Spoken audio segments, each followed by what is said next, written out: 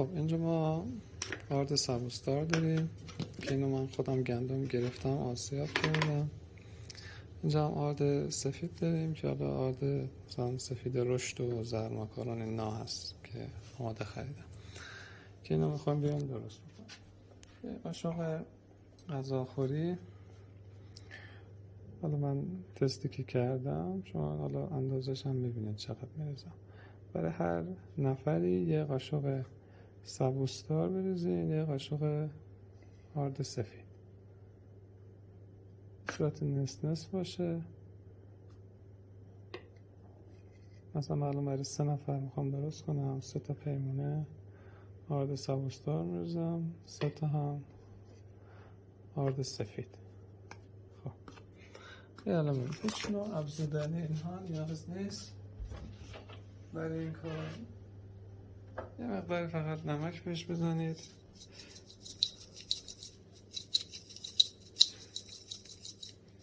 آره همین کافیه.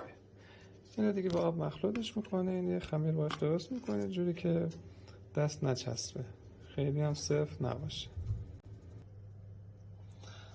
من اینجا از آب تصویری استفاده میکنم برای درست کردن خمیر. حالا آب معمولی تست نکردم تا حالا.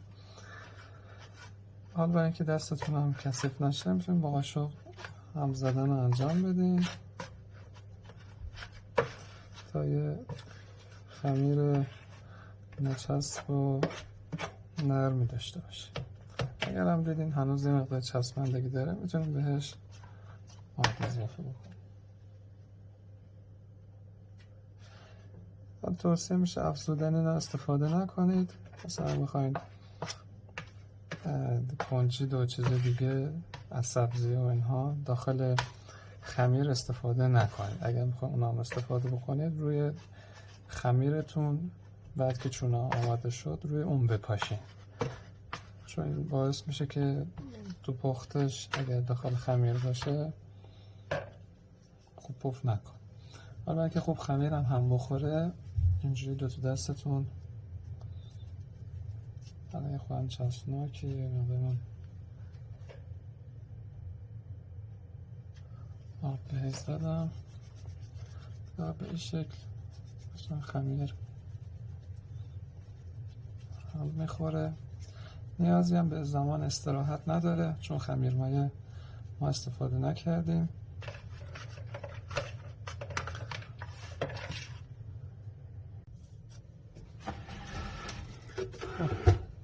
خمیر ما دیگه آماده شد.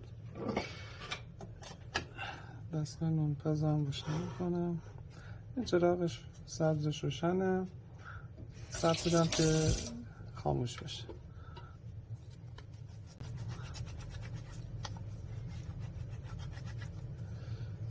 چون هم 3 قسمت میکنم.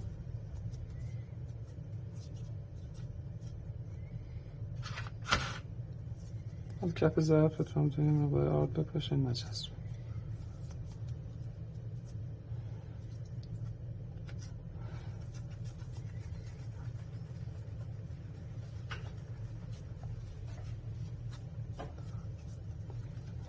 خب حالا اگه میخواین کنجدی، سبزی، سیاه‌دونه چیزی به نونتون اضافه بکنید توی مرحله به نظرم بهترین موقعیت شد که یه مقداری حالا اینجا کنجده میپاشم.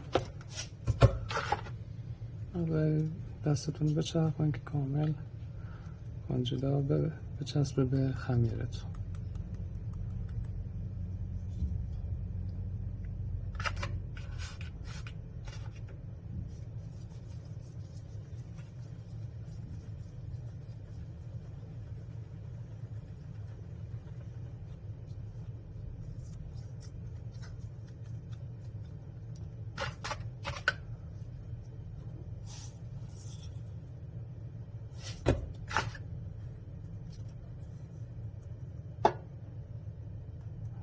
تقریبا 2 دقیقه طول میکشه دستگاه به حداکثر دماش برسه.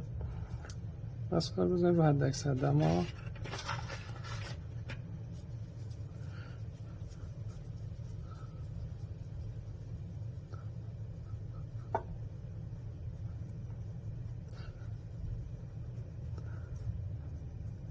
دستگاه من قسمت پلاستیک سر شکسته، عملا اهرم بدون استفاده مونده،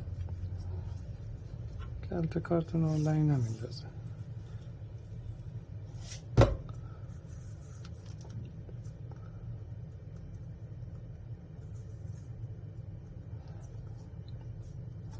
خب من چونه آماده هست. دستگاه من سرش بسته هست برای اینکه سریعتر بتونه به حد اکثر دما برسه. وقتی که دیگه چراغش خاموش شد که یعنی دیگه به حد اکثر دما رسیده، شما میتونید پختن رو شروع کنید. خب الان دستگاه به حد اکثر دماش رسید، چراغم خاموش شد و من سر رو باز میکنم. گاه خمیر رو اگر این انتها بذاریم میسوره میاد جلو، خوبم پخش نمیشه، یعنی خمیر صاف نمیشه، کلفت میشه. ولی سعی کنید یه مقداری به وسط به سمت مایل اینور باشه. بعدم سریع ببندین و فشار بدین که کامل صاف کنه. وقتی شروع کرد به صدا دادن شما میتونید سر رو بردارید. خب الان صاف کردیم، آماده هست. تقریبا 15 ثانیه صبر میدیم.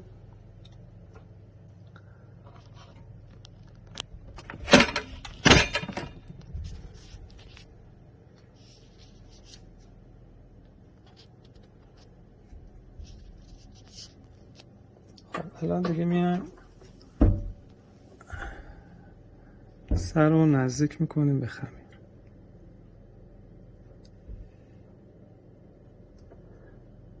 دقت بکنید نمیچسبونمش، فقط نزدیک میکنم. خب شروع میکنم به حباب کردن. وقتی شروع کرد به حباب کردن من خمیر یه مقداری میچرخونم که این حباب همه جاش ایجاد بشه.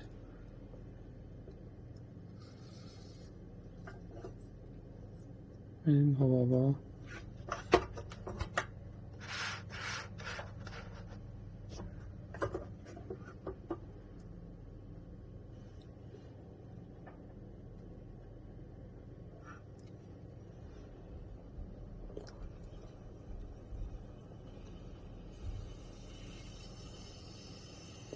حبابا که ایجاد میشه اینا باعث میشه که نون شما نرم باشه، پس به خاطر همین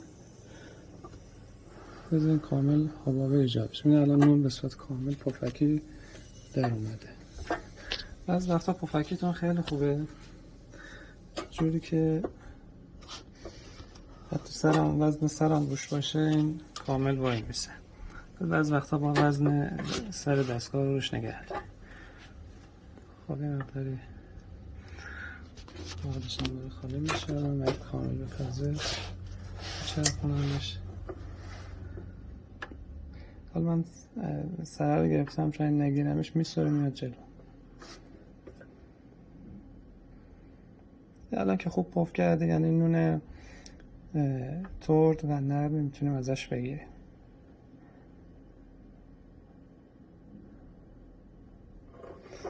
خب پشت رو میکنم.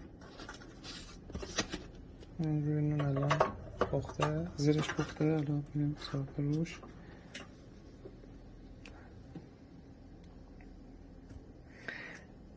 وزن سر دستگاه روش باشه سریعتر پخت اتفاق میفته، ولی خب نذارین خیلی حقاشو خالی کنه، چون خالی کردن هوا باعث خوش شدن میشه. من سر که میبرم بالا پف خمیرم همراش میاد بالا. خب اینجا باز میچرخونم.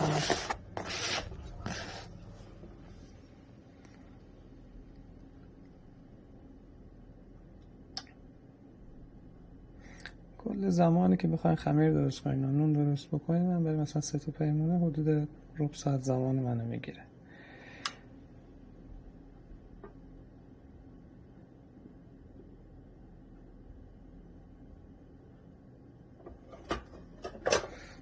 خب زیرش رو چک میکنم. یه مقدار دیگه میشه گذاشت. بپزم.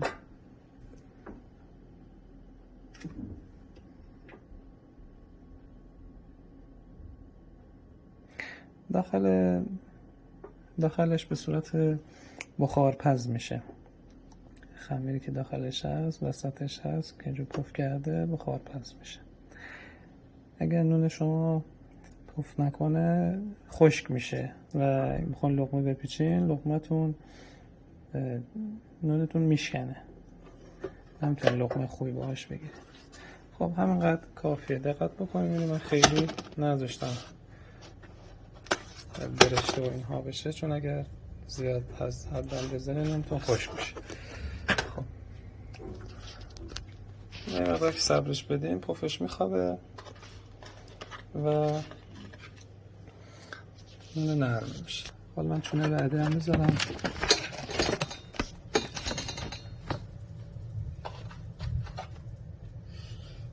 خب چونه رو گفتیم بهترین قسمتش اینجا هست.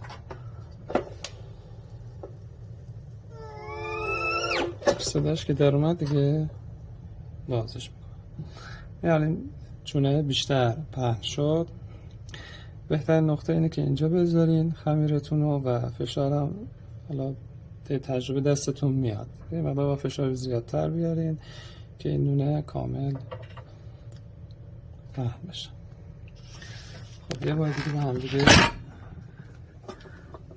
سر دستگاه رو نزدیک میکنیم که خمیر ما پف بزنه، حباب بزنه.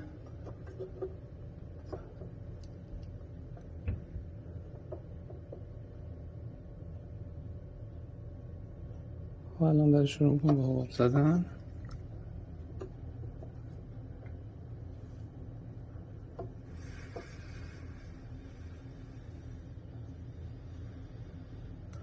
یه مقدار میچرخونم.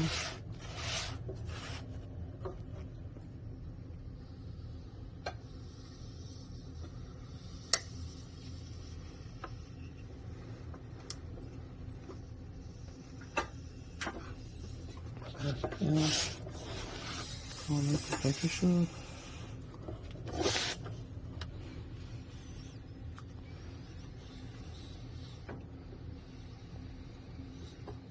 و افزودنی اگر به خمیرتون در حین درست کردن خمیر اضافه بکنید، مثلا حتی نمک هم بیش از حد بزنید، باعث میشه مثلا پفکی نشه، ولی پف میکنه ها.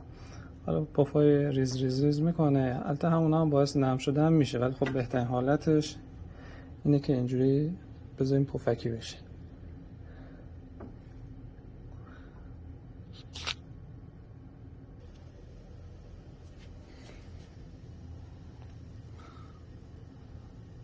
الان دارید میبینید بهتر، چون حالا قسمت حرارت این قسمت بیشتر هست، بهتر حالا یه مقداری که پخت اینو بچرخونید که اون سرش هم باز خوب حرارت ببینه.